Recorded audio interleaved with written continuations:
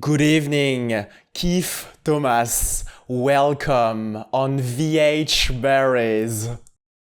Great to be here. Thank you so much. I am extremely grateful. How are you doing today?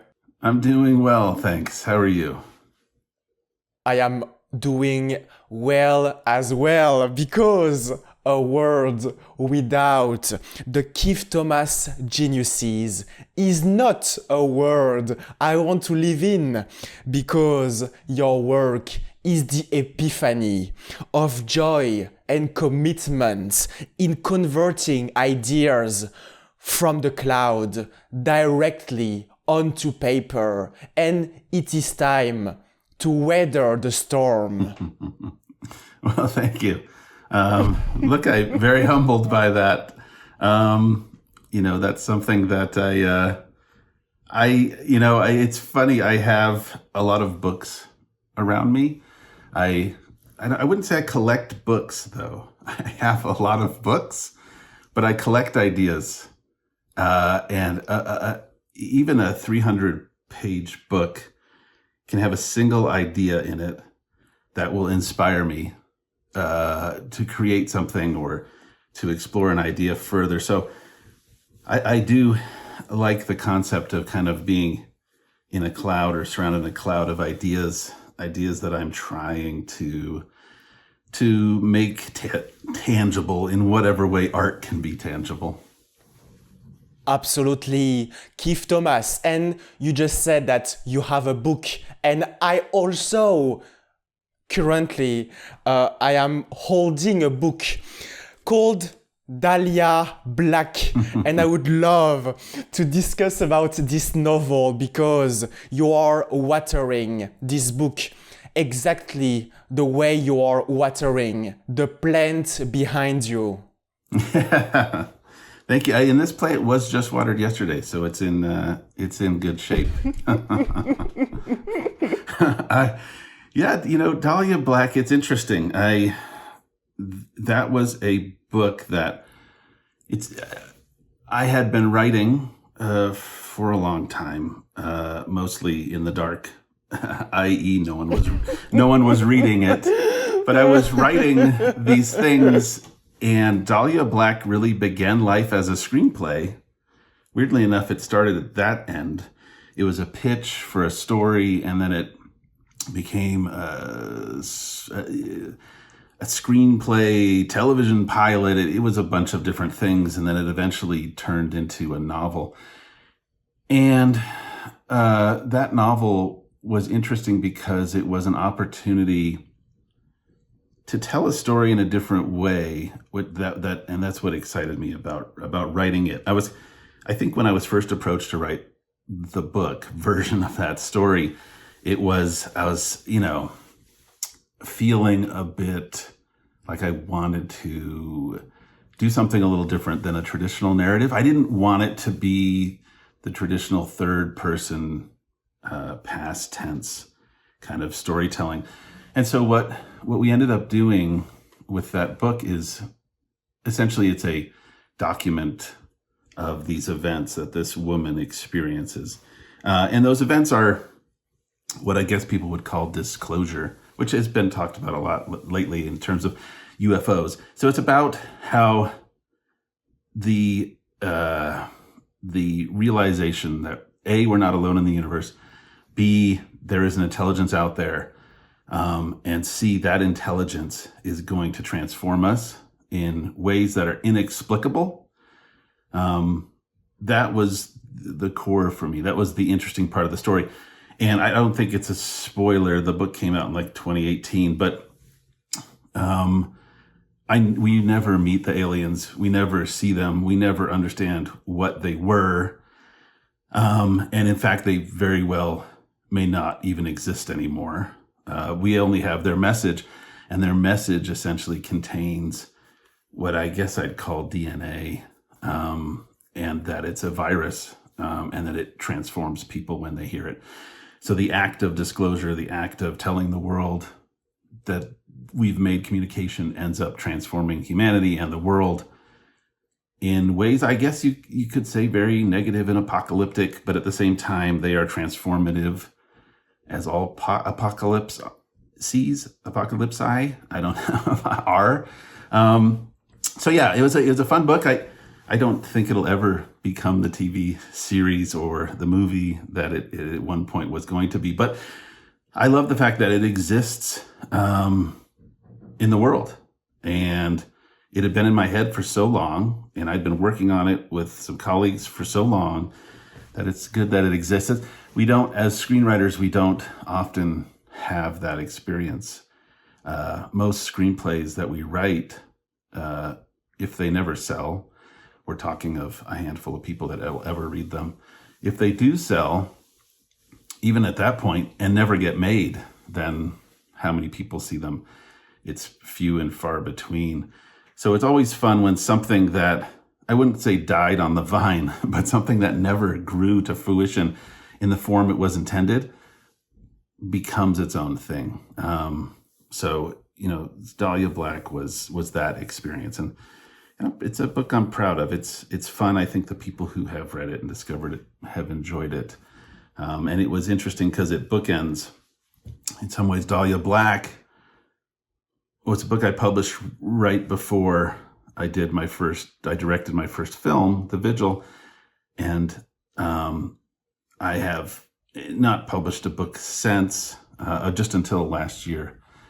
So it's kind of, Dahlia Black was the end of one chapter. At the same time, writing novels, always a part of who I am, and continues to be. Dahlia Black may have died in the vine, but it is currently living in my hands. And I have to admit, Keith Thomas, that since that moment, that precise moment, I became the owner of the copy of the hardcover of this book, published on Tuesday, August 13, 2019 at 2 p.m. 45 p.m. My life has changed. Can you tell us a little bit more about the genesis and the ideas from the cloud that led you to write Dahlia Black? Yeah, it's interesting. I know the exact moment the idea struck me. It was a shooting star.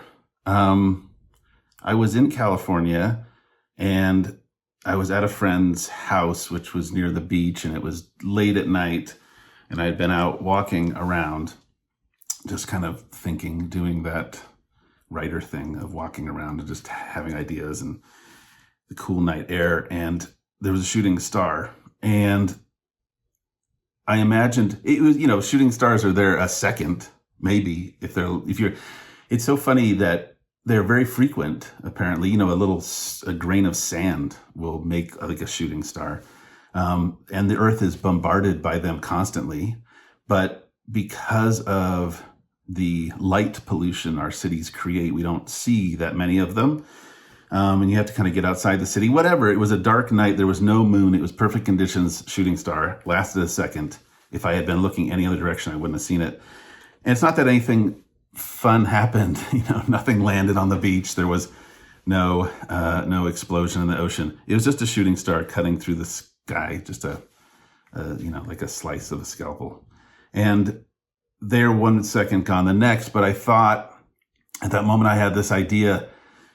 What if that was the beginning of some sort of communication? And what if there were shooting stars all over the globe at the same moment, like in a grid, like they just appeared it's in some sort of symmetrical space or assembly. And so that was really it. That was the idea. And it went down, as with any idea, when you start to explore a story, when you start talking plot, it ends up going in so many directions. You could take any story in any number of directions, and the job of a writer is to figure out which is the best. Sometimes you're wrong. and you go down the wrong path, and you have to. I've done this before where I've gone down a path and I've had to throw away 100 pages of something, but you are slowly figuring out the roadmap to the story you want to tell. So I had that as the idea. Okay, there was communication. It's brief. It's strange. It's just, it feels like a natural thing. That is the setup for kind of a disclosure. The government is aware of it. It turns out to be an alien probe. There's a message, something like that. Then it became for me, it always, if you have that germ of a story and an idea, then I have to shift to the character, the lens through which we are seeing the story. Because for me, that's the most important part of storytelling, which sounds hokey, which sounds like every single writing class anyone's ever taken, is character first. But it's true that for me, so this was Dahlia Black's an interesting story because it's global in the scope. It is about all of humanity, and it is about the future of humanity, which the scale of that, the stakes of that are massive, right? It's the entire earth. It's billions of people. And when you tell me, when somebody tells me a story when the stakes are billions of people, weirdly enough, that ends up becoming less important to me. I can't connect with billions of people. I have trouble connecting with 100 million people, let alone 20 million people, let alone 2,000 people, let alone the people on my block. For me, if you told me half the city was destroyed, I'd be like, that's horrible. That's crazy. I wonder if I knew anybody, right? I mean, but if you tell me that half my house got destroyed, then it's suddenly incredibly personal. And suddenly the stakes are huge. So what was interesting about Dahlia Black is have this sort of setup of this big global transformation, but how do you tell a story that has stakes that anyone's going to care about? And I didn't want it to feel like a Scientific American article, just describing a bunch of things that could or couldn't happen. It was more of like, how does it change people and how does it change one person in particular? Because I think we only understand the world. We have very limited perspective. That is both a gift and a flaw. And for me, it was, how do you tell a really, really big story that's almost biblical in proportions of the entire transformation of humanity and the demise of a large chunk of humanity?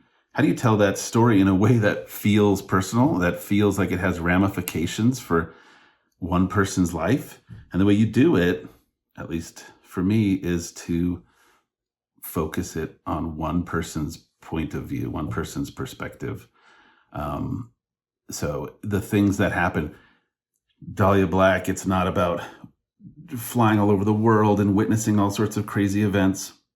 It's hearing about them secondhand, thirdhand. It's reading about them in the news. For me, the most interesting thing is not, there was, this event took place here, and here are the casualties, or here's the level of destruction. It is the idea that something happened. We don't know how to explain it. It's very vague, but it's frightening. And that's when the mind kind of goes crazy, and that's when you start. And so for me, Dahlia Black was an opportunity to do that on a really big scale. And I kind of, in doing that and going through that process of creating that book, I ended up bringing a lot of those sorts of ideas into my screenwriting and then into filmmaking, in that it was very much, I like to hint at much larger things. I like to hint at the iceberg beneath, but I don't want to show it. Furthermore, Keith Thomas, there are probably 44 people in your block, and there are 44 letters in the recurring message from the personal journal of Dahlia. And do you know what is the 44th word on the 44th page of this book? No. Edited by Simon and Schuster. It is the word. Yeah, what is it? Agreed. That's good. That's a good word. That gets us through a lot of things. Agreed.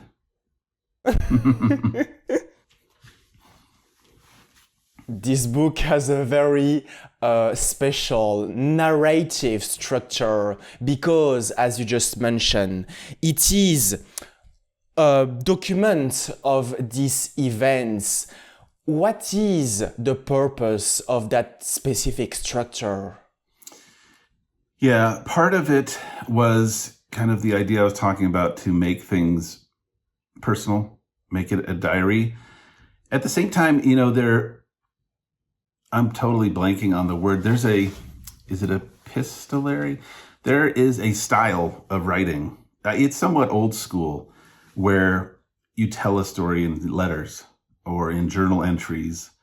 To me, it makes things feel, it both provides a structure, which for Dahlia Black, it was important not to kind of do stream of conscious, sort of like, let's see where the story takes us, and much more structured in the sense that I'm trying to tackle a whole bunch of time and a lot of different characters that are interacting with the protagonist. And a way to do that was to structure it in a way, in terms of diaries and journal entries and letters and communication. Part of me wanted it to feel, it's interesting. The book itself it's a book within a book, right? It's kind of like the cover's deceiving because the first page is a different book, with different credits and all sorts of stuff. We had a lot of fun playing with that. So my goal was that it felt like this book was in some way, and this is a little silly, but it was this idea that the book that is packaged as Dahlia Black, that has that cover on it that you could see on a bookshelf, is actually a journal smuggled into the past from the future and presented as fiction, but isn't. That was the sort of the game that was being played. And so to make that game feel somewhat believable, it was letters and emails and this sort of structure of captured communication, a game of telephone in a way, that has appeared as this book that is here right now. You can get it in 2023, but is set in the future. Absolutely, Keith Thomas. And with this book that has a brilliant cover by Mr. Getty Image from gettyimage.com, you're achieving a creative milestone. Thank you. I'm glad you appreciate it. And in addition to that book cover, the worst enemy of all of your bibliography, Keith Thomas, is fire. And de facto, your enemy is Charlie McGee. Yes, good old Charlie. I would love, Keith Thomas, to discuss about this feature film that you directed called Firestarter. Can you tell us a little bit more about this feature film and about your worst enemy? Yeah, it's funny. When Firestarter came about, and when I first read the script, and I had read the novel as a kid, I knew the story. I had seen the original version from the 80s. Fire was an exciting piece to me about it, because fire is probably the oldest special effect in film history. It's probably the oldest effect that humanity has, right? I mean, I think fire is such an integral part of our lives and our kind of emergence from the shadows to take over the earth. It was the wheel, fire, and the printing press was probably how we got here. Soon it'll be AI, but so fire always fascinated me. I grew up doing a lot of camping and being outdoors and having fires and cooking on fires and just loving to watch the flames. And so with Firestarter, It was a opportunity to play with fire, in a sense, to play with the different ideas of fire, both kind of the romanticized sort of passion, fire as passion, and fiery personality and those sorts of ideas, to just generally playing with fire. Vast majority of the fire effects in Firestarter are real. They're practical on set.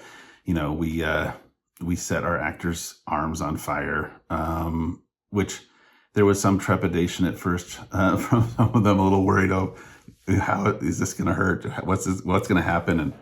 And they came to love it and really had fun with the fire. But the climactic scene at the end of the film, with Charlie facing down her enemies, the people trying to stop her.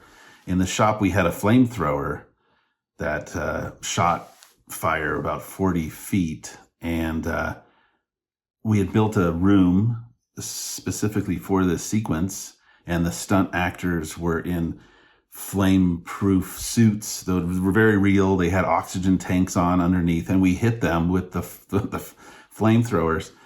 When we rehearsed this sequence, it was during COVID, and just during the rehearsal, the temperature in that room got so hot so quickly that everyone's masks just disintegrated off their faces.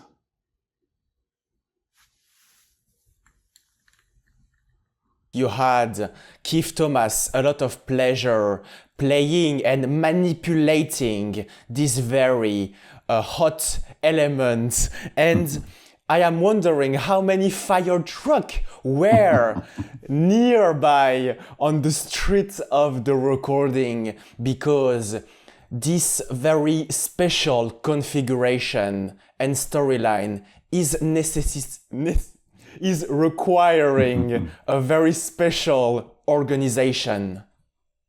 It did. It required a lot. And in fact, that scene I was just talking about with the flamethrowers, typically with a film of that sort of budget, you're shooting multiple scenes a day and you're moving quickly and you're running and gunning, as they say, but you can't run and gun with a flamethrower. So we had a whole day devoted specifically just to shooting that sequence. And yes, there was a fire truck right outside. We had multiple meetings in advance of how to evacuate the building. We had fire marshal and fire team on set who were right there. In fact, the person, handling the flamethrower had been specifically trained, and there were basically everyone behind every wall is somebody, a support person with tools to put the fire out. And every time we'd have that sequence, in fact, when we fired that flamethrower, the rest of the crew had to leave the building or step as far away as possible. I had to be pretty far away where I could look at the monitors and watch what we were shooting. And it was interesting. I could see the top of the set because we were in a big essentially a big warehouse. And from where I was standing, I could see the top of the set. And when we'd shoot that flamethrower, hot air rises, flames rise, and they would come out the top. It looked like Vesuvius. It's just these flames coming straight out of the top towards the ceiling. And it was impressive. But the folks we worked with were pros. And so they kept it as safe as possible. Keeping it as safe as possible, Keith Thomas. And I am wondering how you approach this idea of adapting a novel as iconic as Firestarter for a contemporary audience while staying true to the Stephen Edwin King's original vision. Yeah, a lot of that was thanks to Scott Teems, the screenwriter. He and I talked a lot about it. I mean, it was a thing of, right, you're with an adaptation, you've got multiple sorts of demons you need to battle. You've got the fans of the book and the fans of the 1980s film. And then you've got other folks with expectations of, wanting the story to be radically different. And then you've got, a fourth group who want the story to be exactly like the book.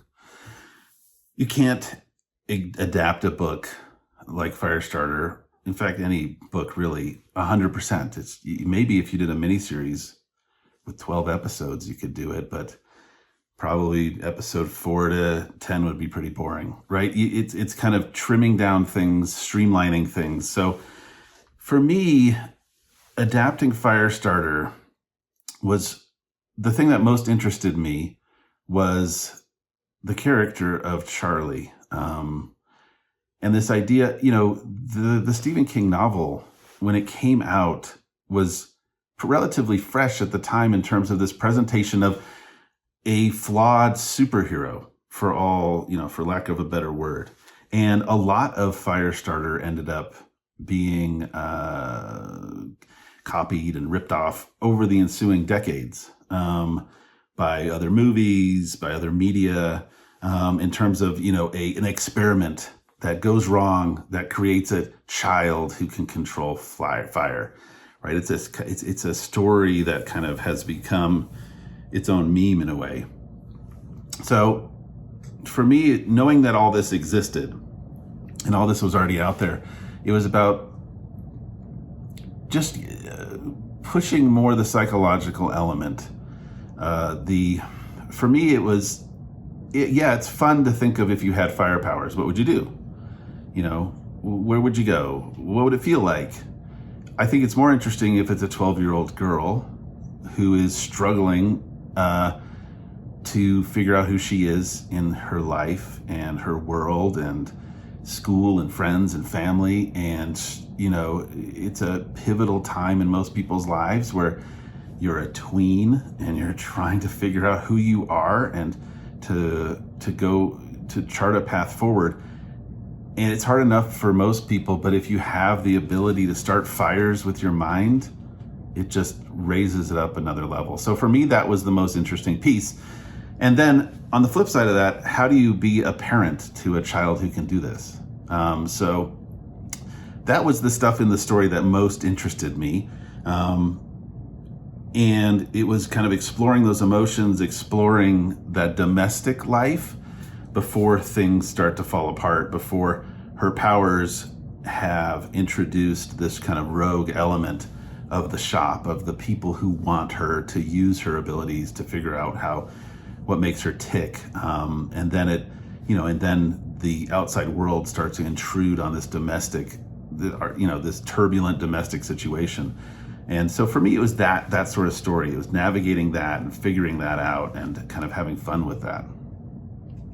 Having fun with that and exploring that particular light. And you could, in definitive, Keith Thomas, conduct a clinical research on Charlie McGee because you are an expert into science and medicine. Can you tell us about this very special journey and those early days in which you were doing those clinical researches? Yeah, so, unlike a lot of filmmakers, I didn't go to film school. I always liked film and enjoyed watching films, and I always was kind of fascinated, in particular with special effects and how they worked. Mostly as a kid, when I saw Alien and Gremlins, and I was wondering how they did the puppets and things like that. So I was interested, but it wasn't anything that wasn't my path. Rather, my path was in science. I went to school preparing for medical school.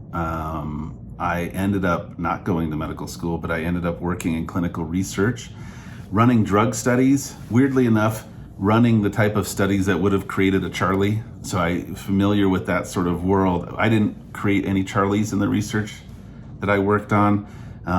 It was much more, it was much safer sorts of drugs that we were testing and looking at. But I spent a decade in clinical research, and that was my career. Like I said, I'd been interested in film, and I did take film classes in college. They weren't film production classes, but they were film analysis, appreciation, German, French, Italian film, stuff like that. And it wasn't until I was, in my career and working that I guess the best way to describe it is, everyone talks about an angel on one shoulder and a devil on the other. And in typical, the typical formulation of that idea is that the angel is leading you to good behavior and good things, and the devil is trying to distract you with all sorts of, shenanigans that someone could get into and get distracted from the path that they want to follow. For me, it didn't work like that. For me, the angel on the shoulder was medical school, being a doctor, and pursuing it full time. And the devil was creativity. The devil was my curiosity. And I'd find, I'd be working in clinical research, and I'd be taking night classes and doing chemistry and physics, and instead of focusing entirely on my homework, I'd be writing. And I would have that writing bug. And it's interesting, in my case, that the devil won. I've become a filmmaker instead of a doctor. And so the devil on my shoulder won out. And I moved from clinical research into filmmaking, which I never expected. But it's been a fun, crazy ride. It has been a funny ride, Keith Thomas, because the devil won. And if I understood correctly, that situation of boredom led you to focus your attention writing after work at this precise time, 5:45 p.m. and directly taking your bike with a stolen bicycle horn, taking a croissant on the road to get some energy and creativity, and directly focusing on getting those words on the paper from the clouds. Yes. Yeah, it definitely, it's a thing. Everyone talks about the sort of concept of chasing your dreams and following your passion. And there's an addictive quality to it, right? When you, as a creator, you feel your strongest, you feel most at home when you're in that world and in that mode, that sort of creation mode. I enjoyed clinical research a lot, and I liked working with patients, and it felt important in a way, the work that we were doing. I mean, in the long run, it was. I mean, science is a very slow process, but we were making discoveries, and we were affecting people's lives, and we were changing things for the better. And so I think that was one piece of it, when the creativity would take over, when I'd be writing these stories that would eventually turn into whatever they turned into, a short story here, or a novel there, or a screenplay here, or whatever they became, they felt at first like distractions, I should be working to better humanity, right? I should be helping to make sure that this medication is as effective as we think it can be for X disease or whatever it is, rather than focused on a story, a horror story that might just be a thrill ride to scare the hell out of people and leave them sleepless. So is that sort of, I eventually came to terms with it, obviously, and I just kind of realized, okay, this is who I am, and this is what I'm going to do, and I'm going to create these things, and let's hope it works. End of the day, if it doesn't work, I could always go back. Let's hope it works. If it doesn't, you can always go back. And I truly believe that those 10 years, this entire decade of your life that you spent as a clinic researcher taught you a lot later on as a director, because you kept your same sharpness as and like the sharpness that has a surgeon doctors when it comes to cutting some images on the editing table, and you are making discoveries, but also expanding your curiosity. And I would love to discuss about a project called Pickle Man Models from Guillermo del Toro's Cabinet of Curiosity. Yes, that was it's fascinating kind of how things can snowball. And coming into the filmmaking game late, kind of, being an adult in a sense, having had a career and a family, and it's interesting. I don't think I would have, even if I had wanted to become a filmmaker in my 20s, I don't think I could have done it. I wasn't ready. You reach a certain point where all of a sudden things click in your mind and your voice becomes clear to you. Your inner voice becomes clear, and I can make something. So it was a long road to Pickman's model, weirdly, very circuitous road. But it began with those writings that I would do late at night after work doing clinical research. And I will say that the clinical research very much informed those creations.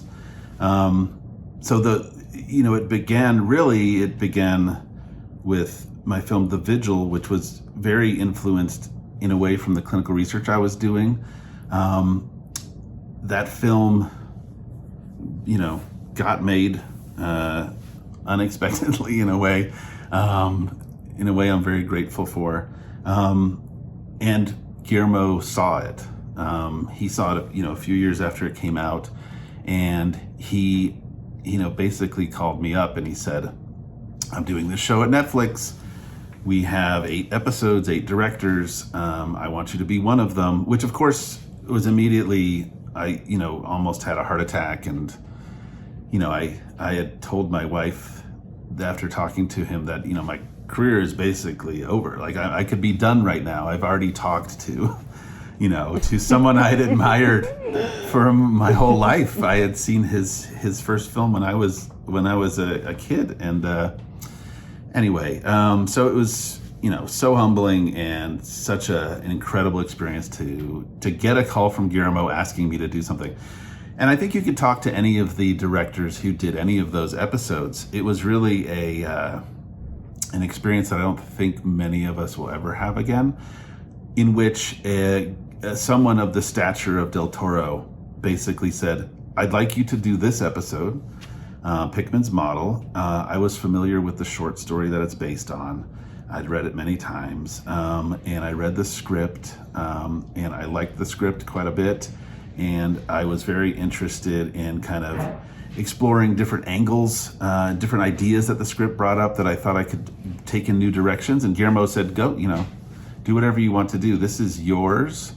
You kind of go to town on it. And that was the truth through the entire production. I was able to make any suggestion I had.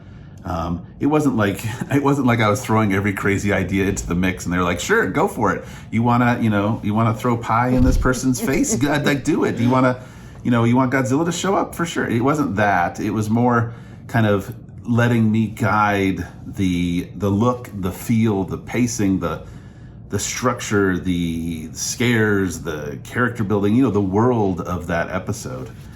Which was an incredible experience, especially to have Guillermo. I mean, listen, the only thing Guillermo ever asked, he said, Keith, I'm never going to say no to you. I might get down on my knees and beg you not to do something, but I'll never say no. The only thing I ask is that you let me design the monsters.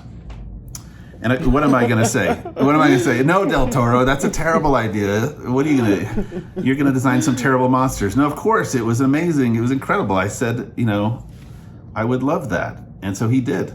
And every kind of entity that appears kind of came from Del Toro's mind and was something that we worked back and forth, the witch and the carriage, the design of that practical, that mask, and kind of the movement and the appearance. And then, not to spoil the episode, but there's a monster, a ghoul that shows up in the well towards the end. And Guillermo was very involved in that. That was a puppet that's crawling out of that well. It's a third scale puppet that is, controlled by people. And it was amazing. It was incredible. And Guillermo's hands are all over that thing. He was very interested in particular in the eyes and how the eyes moved. So that was an incredible experience. And it really, I'll say this. I had, this was October of 2021. We were shooting Pickman's Model. So I would spend the week working with my amazing cast with Ben Barnes and Crispin Glover, and working with Guillermo and Guillermo's whole team. And then on weekends, I would be on the phone or on a Zoom call with John Carpenter doing the score for Firestarter. It was, it was an incredible moment. And it all goes back in a way that whole experience, that whole leading up to that whole moment was me making The Vigil, which wouldn't have happened if I hadn't done the clinical research for 10 years and hadn't listened to the devil on my shoulder about writing. So it's something when people ask me, like, how did you become a filmmaker and what can I do to do it? Like I don't have a path anyone can follow. I wouldn't say, okay, do clinical research for 10 years, stay up till 2 a.m, writing things that no one will ever read, and then write a screenplay about a Jewish horror film that you have no idea if will ever get made. There's no path to do that. It's just serendipity, and at the same time, like I said earlier, it was me finding my voice and it being strong enough to drive me, to motivate me, to be able to tell these stories that I feel are both, that affect me and apparently affect other people because other people like them and watch them and comment on them. So, if there's even a tiny group of people out there who are fans of what I'm doing, it's enough to continue to drive that engine forward. In conclusion, you went from the stolen bicycle horn after work to that novel, Dahlia Black, with this amazing Getty Image cover, to finally this award, Phillips Lovecraft adaptation. Thank you very much, Keith Thomas. Thanks so much for having me. It's been a real pleasure.